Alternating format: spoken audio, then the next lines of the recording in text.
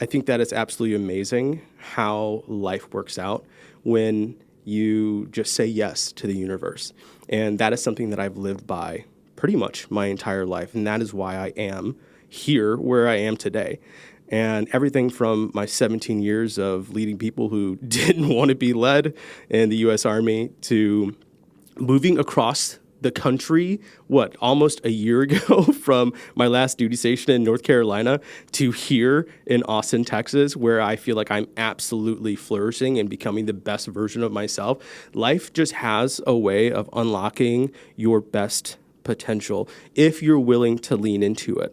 And all of this really starts for me at a very, very young age.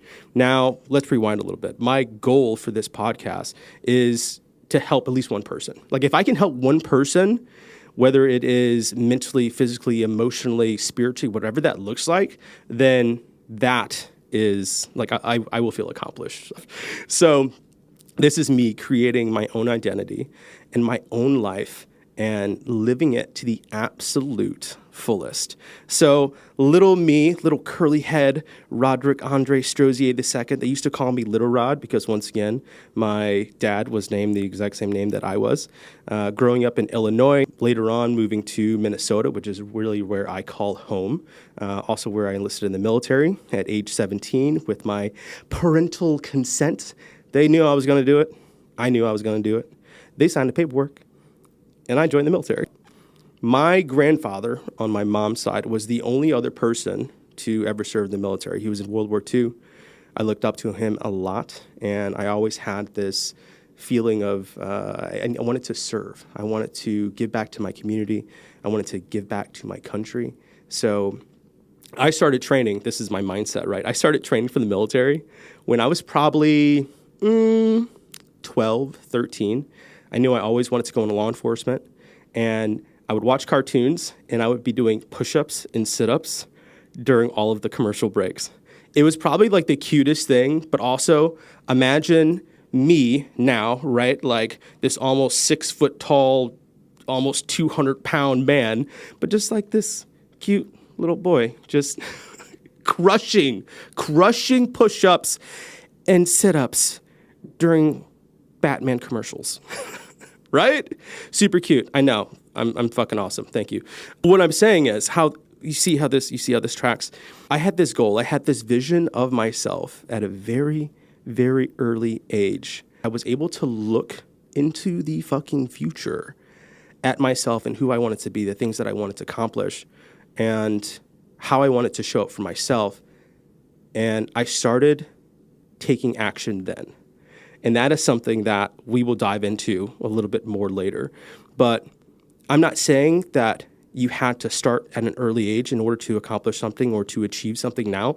But what I am saying is that everything starts with a vision, right? But you have to actually see it. You have to see that. You have to fucking feel that.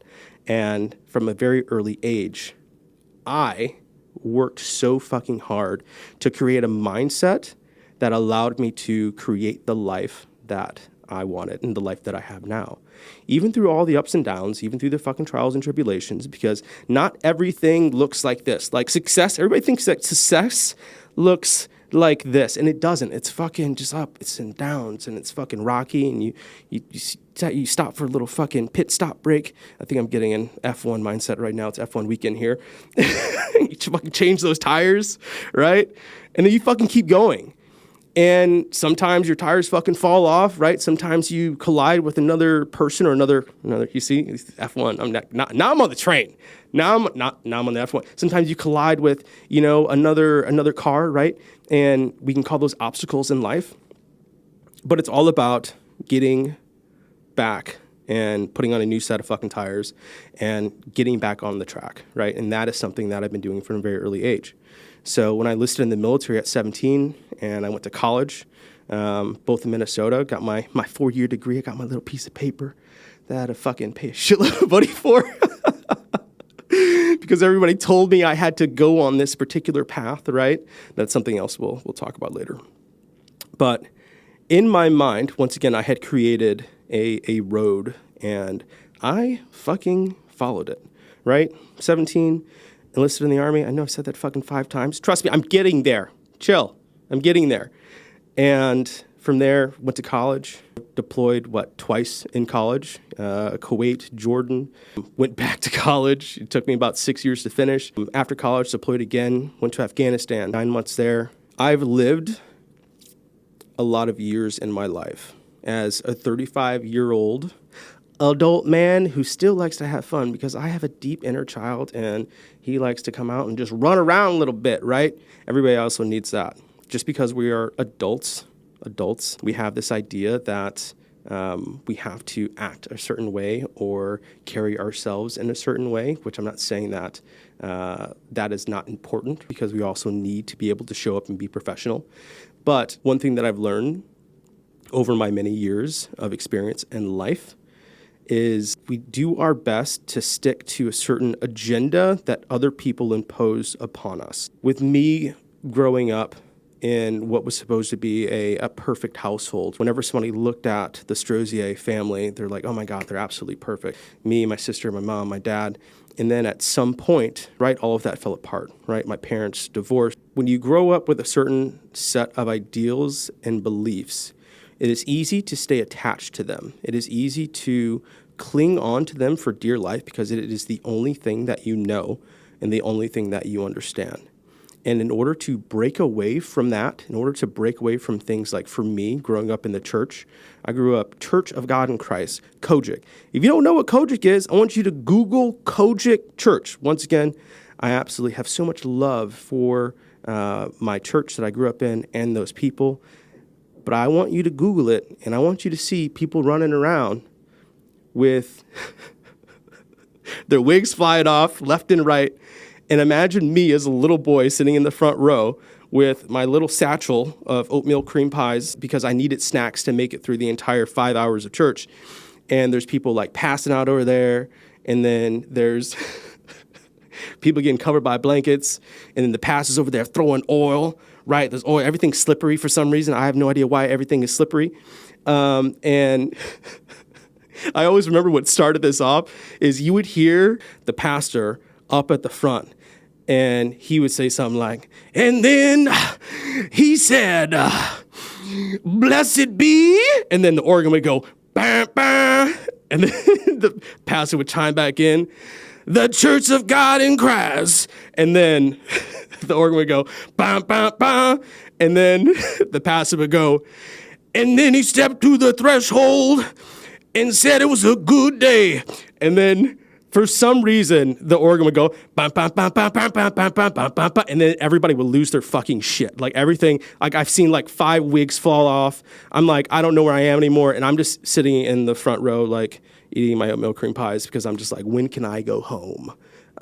That is the church that I grew up in. So if you can imagine that from growing up from, say, 5 until 13, 15 maybe. No, because I joined the military and then I went back to church. So 17, yeah. So imagine being in that setting for that long. And that is what you know. And you have all of these people telling you that this is the way it is. And for me to unlearn that, for me to actually step back and realize that, hey, this isn't for me, it takes a lot. It takes a lot for you to form or change what you believe to be your identity is. Unlearning things, unlearning values, unlearning things that you consider to be values, unlearning things that you consider to be important to you or a part of your identity can be more important than actual learning new things. Yes, that fucking tracks, right?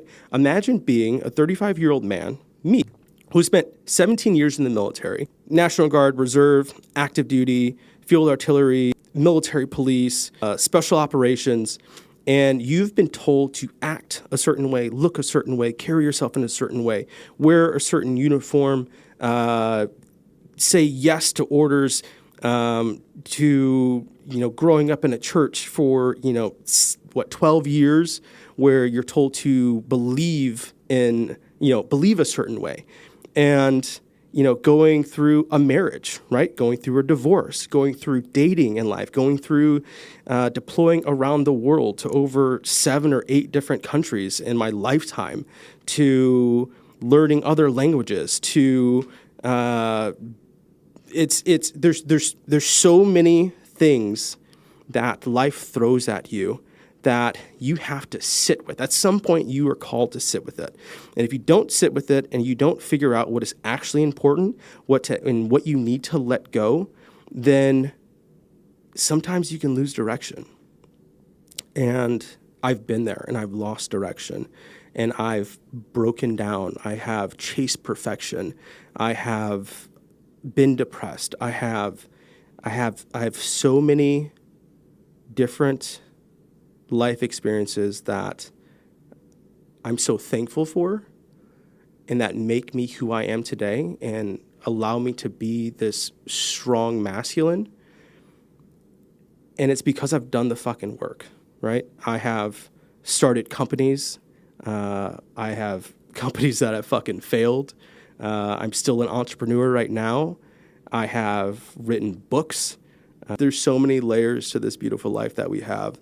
And it is amazing to be able to sit here and share this with you guys and fully be myself. And that is what this is about. It's about me showing you that no matter what you have gone through, no matter what you are going through, you can overcome it. And once again, if I can help you, if I can help one fucking person, then this will be enough for me. That is my goal.